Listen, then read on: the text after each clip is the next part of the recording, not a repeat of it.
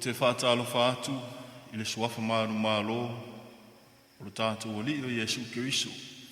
I le paia ma le mamalu o se tātou nuu.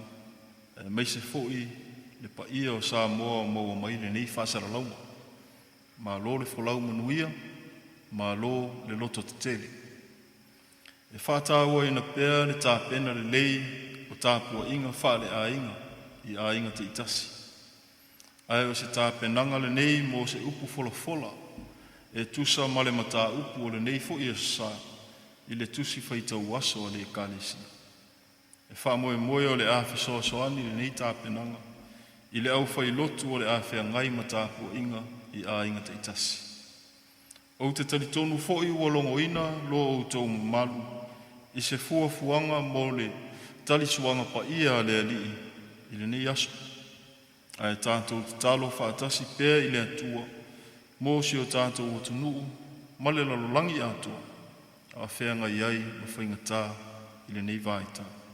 Ia manuia lau whaafafonga. Se o tātou te talo. Lo mātou atua pa iai.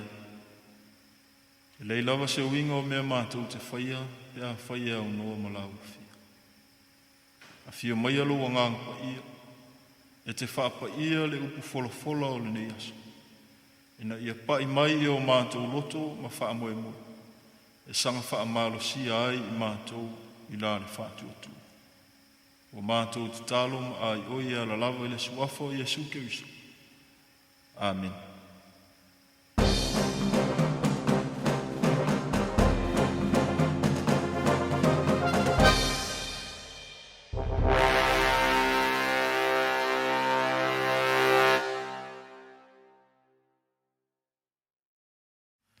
O le launga I le suafa mamalu o le atua le tamā le alo ma le ngā pa ia. Amen. O le Tusi Faitau o le aso le nei Evangelia Luka mtau pasfubalu a lona foi upe tolu sutasi. Se ia o le mtau pasfu iwa a lona foi upe se fulu. A ua filifilia faima matua le Luka sfulu iwa. A lona foi upo se fu. A wā ua sau le atali o le tangata e sa ili ma whaola I le na leilo. Le autua ma whauwhaunga o le lei aso I le Tusi Faitau Aso o le Ekalesia. O le savali o le ola. The walk of life. Lo whamtalaina I le autua o le nei aso o le tātou alii o Iesu. O se tangata malanga. Ma lo whaapupula atili e le manatu ta iala o le neiva I aso ua whaapea mai. Malanga I Yerusalema. Ma lo whaitauina mai le vaai ale whai evangelia o Luka. Leo lo oto mai ai whaitau ngā tusi pa ia. Mo le tolu vai aso le nei ua amatali.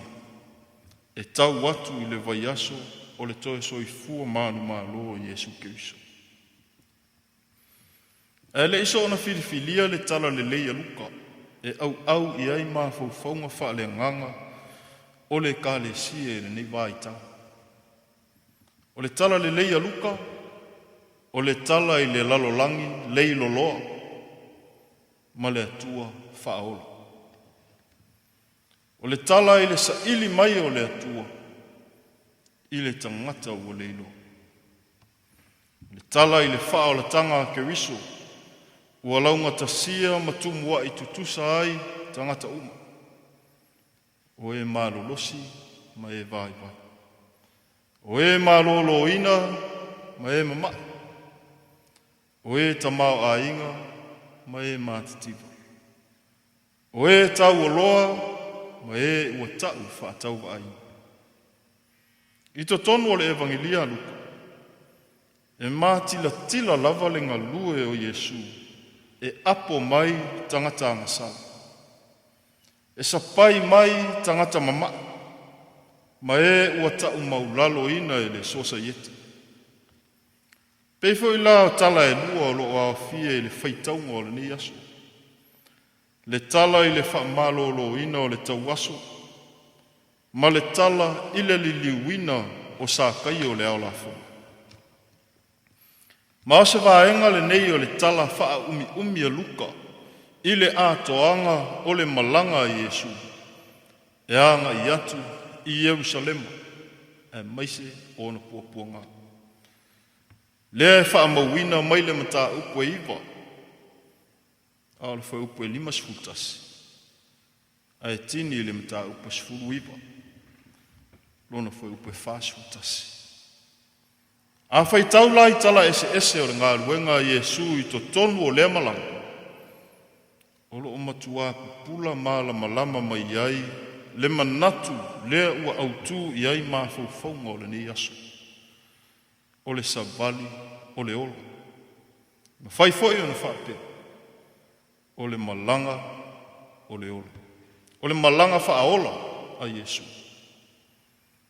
O le tala i le tau aso na whaapupula a Iesu. O lo o tusi mata te tele mai e luka, le ai oi fia ola, a le tangata ma. Iesu e le alo o tavita. Ia e alofa mai ia tea. Ma le tasi lea tiute o le tangata i to tonu o le wha o le tanga. I le va ai a le whai evangelio luka. Ia whātua tua. Vala au ai oi ma le whātua tua wha mauna. E ola ia Iesu. Whetalai lea li i le tau aso. I nāwa ai ia o mata. O lou whātua tua ua e malo lo ai. O le tala ia sa kaio. O le tala i le tangata ua tauanga salaina i le wa ai e iutai. Le anga o le au la fonga. I le wa ai le lautele o tangata nei e ola i tonga fiti pio pio. E au whaasili la fonga tangata e mau ai o la tu tamau ai. Le wa ai e iutaia le aisea wanoa o le i tu ai ngā tangata. Le wha o le tanga le atu. O ta utino e sa kai o ia o le tangata anga sala. O le tangata anga sala ua salamo. Whetalai Iesu. Ua o mai le wha o le tanga i le a inga nei i le aso. Le hui lai atangia ia sa kai o le tasi vaenga o le tiute o le tangata i to tonu o le wha o le tanga. I le wa ai e le whai evangelia o luka. Ia salamo wha maoni. Fuli tua i le leanga. Whātua tua wha maoni e ola i a Iesu. O Iesu le wha ola i le tini. A o Iesu fo i le wha ola o le angau. Ua pupula le na tau waso i le tini. Ua wa ai fo i le na tau waso i le angau. O le malanga a Iesu i Jerusalem. O le savali o le ola. Ne Ekalesia le li. O lea ua tātou iai i le vai tau whaaiu. O le malanga lea a Iesu i Jerusalema. O lo whaamawina e luka. Le vai tau o le leni, po o le wha se furu aso e tau atu i le Malumalu o le Kerisiano. A le Malumalu e ui atu i ti ngā ma puapua ngā. E o lava i le oti ma le tu ngamagu. Wha se furu aso o le inosia ma le upuia. Wha se furu aso o le tauanga salaina e ui e le eise anga sa. Mai tā ua o le tātou mawhau lo loto i le winga o ia mea. A ua ele i mali ufua ke riso. Puapua ngā o ke riso. Na whai ai o ia masui o i tātou tangatanga sa. A o malanga atu i Iesu i Jerusalem. E tali o na puapua ngā. Na ia afisi i tātou masapasapai i lona fatafata ma le alofa. Whai mele perfeta o Isai. A ua manua o ia ona o a tātou sori tū la fona. Ua momomo o ia ona o a tātou wa mio leanga. O lea o inga e file mu wai tātou. Sā i ona lunga lea. O ona wha lava fo. Ua mālolo ai tātou. Lea usoe. Tātou te ola i a Iesu. Ai oi atu ma le whātua tua i a te ia. Oi lona a au le mālo longa mō tātou tini. maise le malo longa o tātou wanga. La fwa ili ang sala. Ai wha fau le mawhitanga ma le atua e ala i le salamu. O tātou iei fo i le neiva i tau o tau i vinga ma le whaama. Ia tātou mana tua. Le mana la vea i o le atua. E le o mapa. O lo o ngā lue mai pēr mō i tātou. O le tiute o le tangata fiolo. Ai oi whaamaoni. E ala i le titā. Wala au i le atua. Wala au i le whaaola. Ia lofa mai. Ma ia lea au noa na vi inga i o tātou loto. Ono olo na lofa la vea. E ua o mai fo i le ngā luenga whaaola le li. I lana malanga i Jerusalem. Mō tātou fo i tangata whaimala. O lona fina ngalo ia whai i tātou ma whaaola. Mō se ua vai vai. O e ua puapua ngā tia. Ma e ua ta'u anga salaina. Ele sosa ita.